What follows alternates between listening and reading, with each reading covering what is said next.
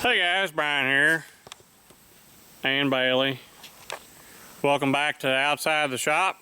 Gonna do a little video here today that'll maybe help some people working on one of these old Mercedes with a problem that is apparently fairly common and is pretty traumatic. So I'm gonna show you how I went about dealing with it, and we're gonna finish up the job of fixing it. So let's take a look. Bailey, we're not going anywhere.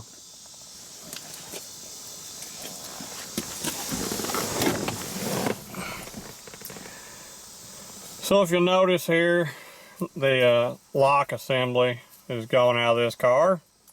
That's what belongs in that hole there. And been operating it with a screwdriver. If you look down inside there, you will see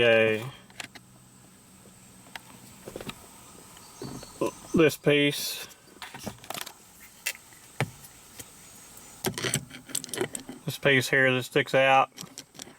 That is the source of my frustration. What that is that operates the steering column interlock with the key switch. And the Germans, in their magnificent over-engineering way, have this all figured out. Here's the lock assembly out of my gray car.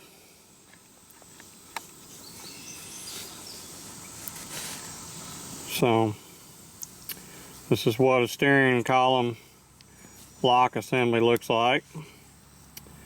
And when this turns, it is supposed to, the key goes in, strikes this plunger, and then it turns and pulls in the steering wheel lock.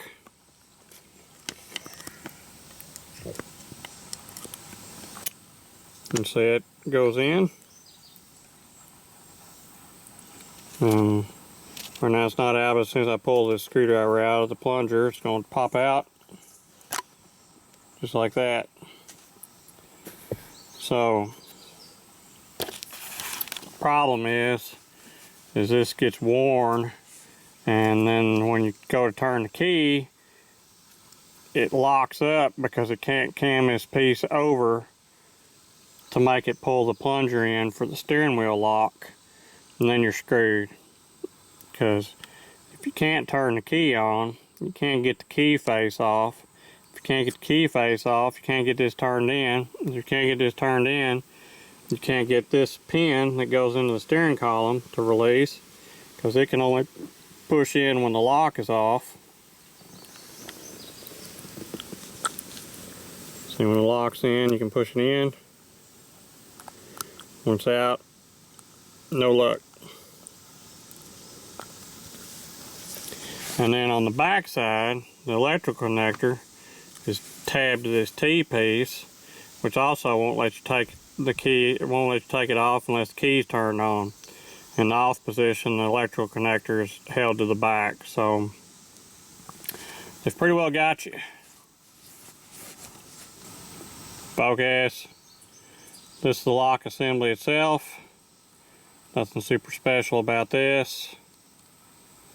That's where the key sticks through and the plunger piece hits in here to make it release and let you cam over and turn your steering wheel lock. But right there, that slot has to line up with a pinhole up here in order for you to push this down, and that is what locks the nut so that you can't screw the lock face off to fix any of this, assuming that you can't turn the key on. If you can turn the key on, you can get a paper clip and stick it down in that hole, and it pulls this plunger down and you can remove the lock face. But if you can't turn it on, you can't get it off, and if you can't get it off, you can't take it apart. So it becomes a terribly bad day. When I put this back together, I'm just going to grind this off so that you can unscrew the lock face in any position. As the odds of somebody dismantling a one of these 40-year-old cars with 380,000 miles to steal it by that method is unlikely.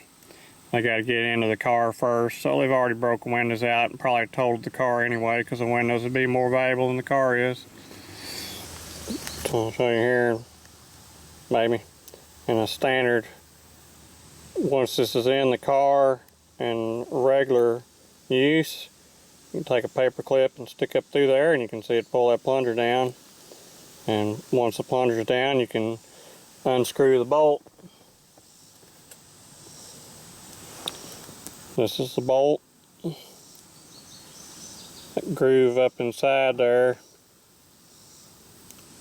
is what locks it up and keeps you from being able to turn it off. So should you find yourself the unfortunate victim of having this fail to where you can't get the key turned on, this is how I got it apart, and should work for you as well, but it's certainly not any fun. I spent probably, I don't know, 2.5 hours getting this out, but I just took a drill bit and drilled around this nut, and I took a chisel and hammered the pieces in between, because this is hardened case steel, and was able to break it out in chunks until I could pull this lock face piece off, the chrome part, through the hole, because it is so hard that you can't drill it with virtually anything. So I would not attack this piece to try and get this apart. Your weakest link here is this part. So I attacked it and got it loose and was able to pry this piece out of it through the lock face and then pull the barrel and stuff out in order to be able to unscrew this thing. And then once it's unscrewed, you can get it apart, but this is the challenging part, is getting this off. If you don't have the key, that's pretty much what you got to do. And I was only able to get about 2 holes per drill sharpening. So I drill 2 and then go back and resharpen it and drill 2 more and then go back and resharpen it, because this would dull out the bits. Something terrible. And if you had a carbide burr, you could do a quicker job with this, but the drill was not terrible and relatively cheap in case you hung one up and busted a bit or something. But this centerpiece it's hard, nasty stuff. Don't mess with it. Go for the nut.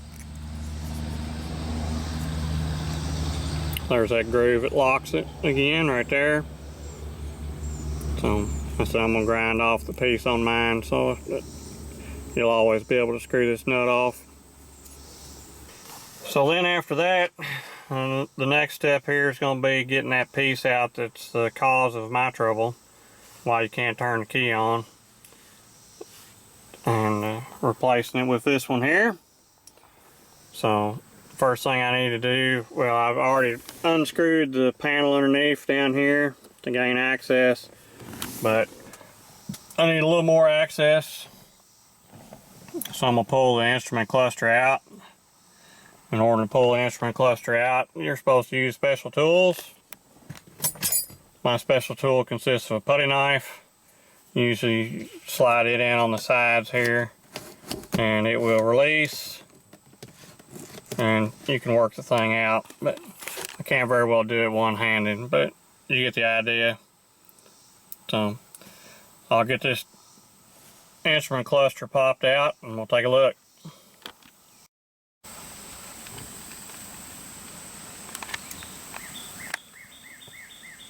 Supervisor still supervising. So the dash is out. You can see the electrical connector back there, and that's the T slot that keeps you from being able to unplug it if you can't turn the key on.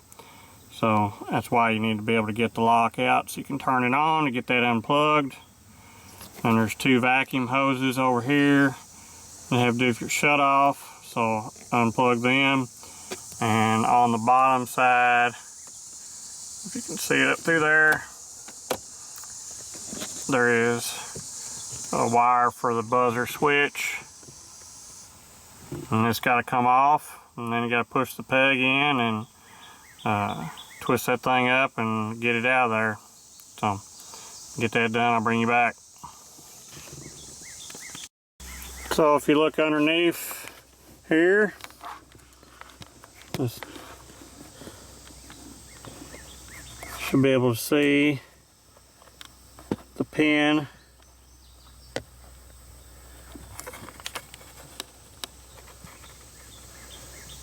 Right up there. Got to push that in order to get the lock out. So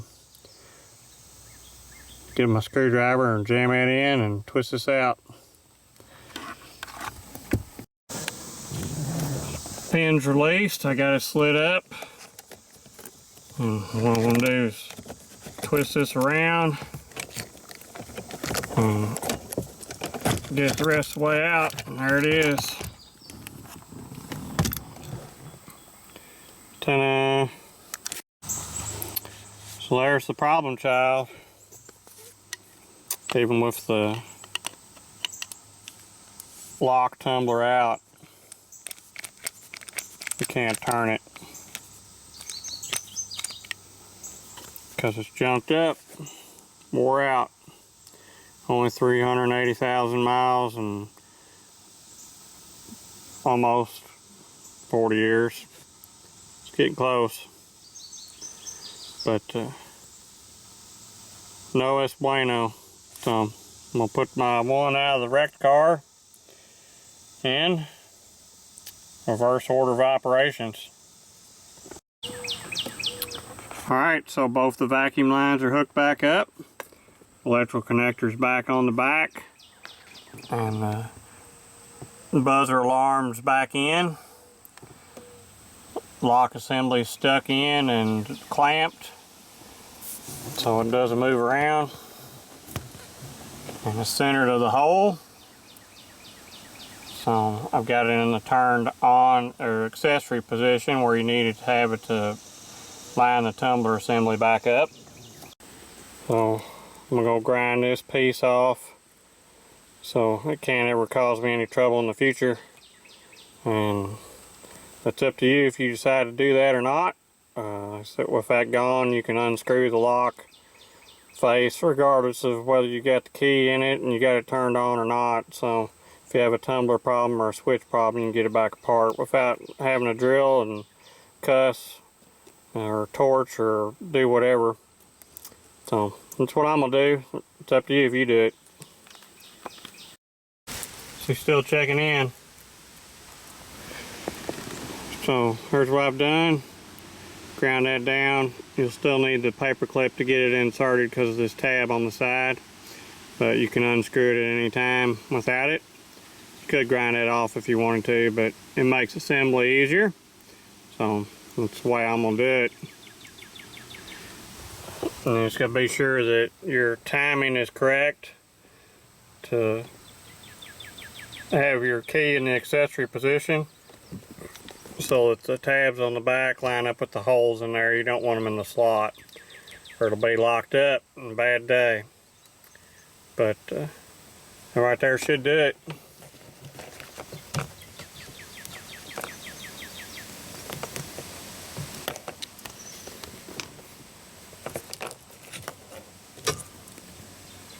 Ta-da!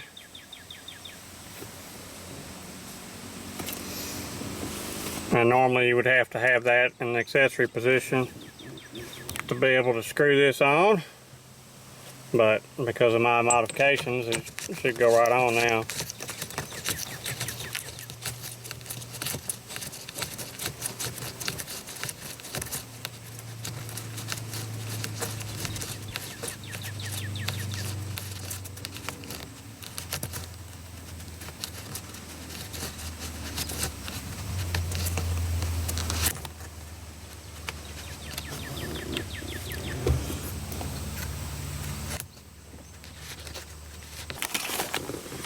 Key is in and working. Sweet.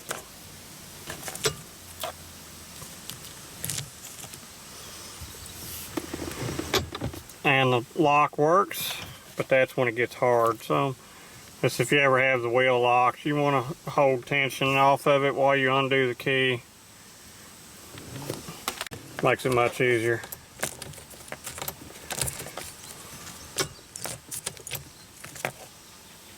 So, hook the oil pressure line back up and the speedometer cable and the rest of the wires that go on the instrument cluster, and stuff this back together and put the screws back underneath here, and should be ready to hook the battery cable up and see if it works.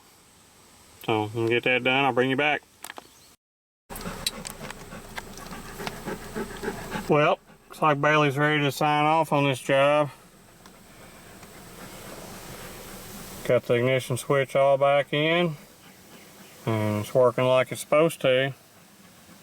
So from Brian and Bailey, I hope you enjoyed getting to see this, and maybe if you've got one of these cars, it'll save you some trouble in the future. So thanks for watching, thanks for subscribing, I'll catch y'all later.